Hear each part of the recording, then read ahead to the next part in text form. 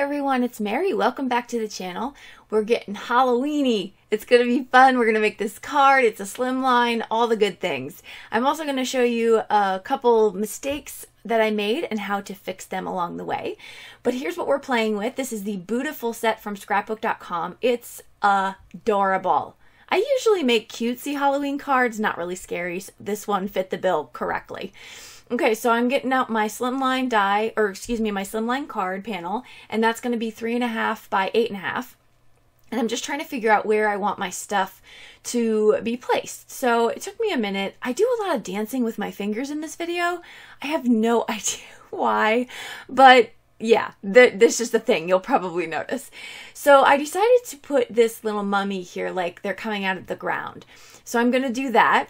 And I'm going to take my scrapbook.com embossing ink. This stuff is really good. This is a first time inking up these stamps. And when you're doing that, I did not condition them first. So I didn't get a great impression. So I'm going to show you how I fixed that first mistake.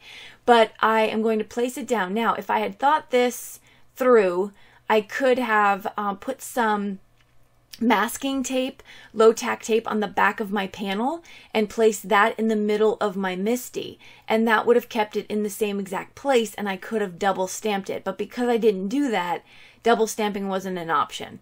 So I used the scrapbook.com embossing ink, and then I'm going to put black embossing powder over it, and you can see there's a bit of white spots in some of those solid images, particularly the cat and the bat. I'm just going to funnel this right back in. This is some black embossing powder I've had forever and a day. And then I'm going to go in with my Ranger ink embossing pen. This is the black pen. Now you could use the clear pen. That's fine too, if you have one. But I had the black. I thought I might as well just use it. And then I'm going to pour over some more embossing powder on that. And that's going to fill in all those gaps. So there's, you can see the black cat is nice and shiny. And I did the other parts as well. I'm going to take this circle die and I've cut it into a piece of masking paper, and I'm going to place that right there onto my panel. Now I have all of these pieces also stamped out and masked, and I fussy cut them, so I'm going to then just place them down right onto the card panel as well, because I'm going to do some ink blending here. So I get my masks all in place, and then I am going to have some fun getting this inky. First thing is this mint tape from scrapbook.com. If you know, if you've watched any of my videos, you know that myself and purple tape do not get along very well. We've tried to work on a relationship, but it just hasn't worked out.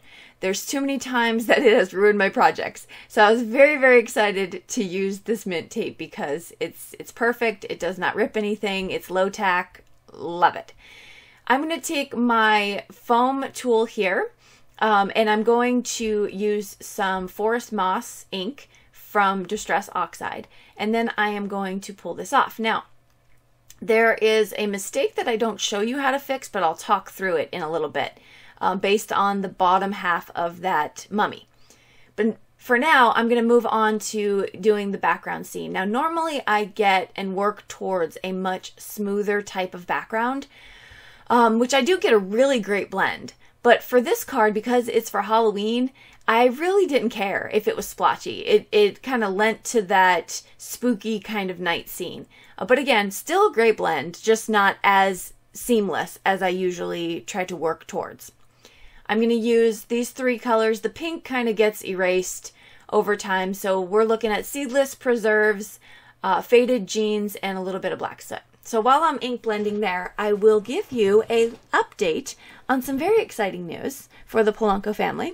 So we recently purchased a home, our very first home we've never bought before. I'm very, very excited about it. I have to tell you, those of you who are looking for a home right now understand the struggle is real, because we looked at a bunch of houses and we put offers in on 4 of them. And so it's just, it's a crazy world out there trying to get a house, but very, very excited. We are getting our family a little bit more space, and we're going to enjoy some really, really wonderful memories for the years to come. So I'm super excited about that. Okay, let's talk card here. I go back and I masked it off again and put some more green ink there. Another thing that you can do is take a brown marker and make it like dirt coming out of the ground, because that's going to give a realistic look. Another mistake that I made was I got a little bit of that Distress Oxide ink onto my mummy. So you just wet it with a brush and then you can pick it up with a paper towel and it will be erased. So that's the great thing about the water reactive ink. A third mistake here was that my masking paper did not go all the way. So you can see these white lines, or it kind of covered into the Distress Oxide. So put a little bit of that Distress Oxide color on your mat and don't use any water. Just pick it up with a paintbrush and then paint in the lines so it covers up those white lines. And that is another trick to fix a mistake. So I was making all kinds of mistakes on this card, but I mean, that's crafting. You know, nothing's going to be perfect. Okay, so I'm going to take a alcohol marker here, and these are the Ohuhu brush tip, and I'm just going to use this WG-01 to give a bit of a shadow for the mummy here. So that's what I'm doing here. Very simple. It's a white image, but also kind of dirty. I mean, they're coming out of the ground. I probably should have made this mummy a lot dirtier than it is. It's kind of a pristine looking mummy, if you ask me, for coming out of the ground. But yeah, so you're just gonna do a little bit of the shading area. It just gives a little bit of interest. Once I get finished with that, I am going to put the panel back into my MISTI, and I'm going to do my sentiment stamp here. And this is Trick or Treat. I thought that was perfect. It fit right there. I used VersaFine Clair Nocturne ink for perfect inking the first time. And then we are almost finished here, but I thought it just needed something. So I went in and I took my water and I put some in my hand and I splattered it onto the scene.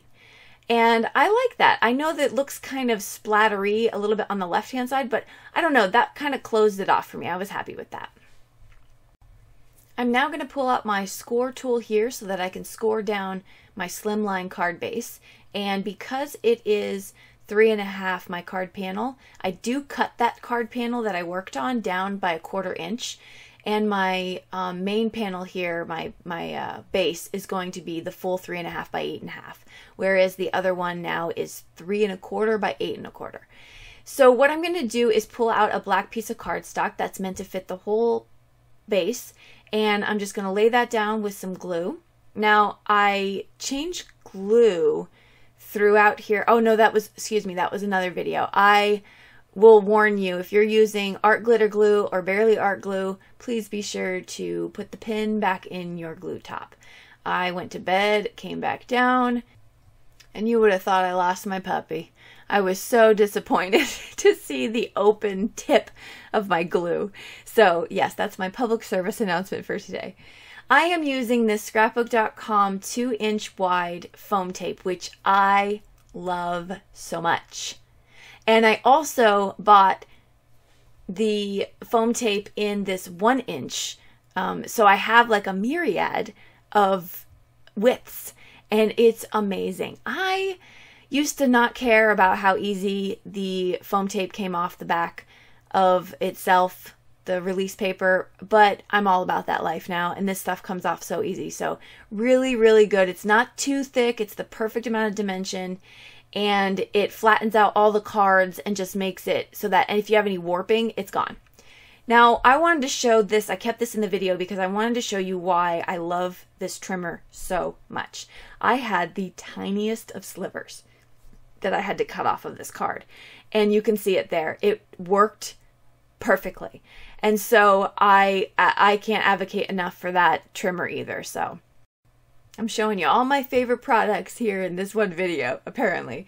So that is the finished card. I used one of the other stamps for the inside, and that will do it. I had a blast with this set. It's so cute. It's so fun.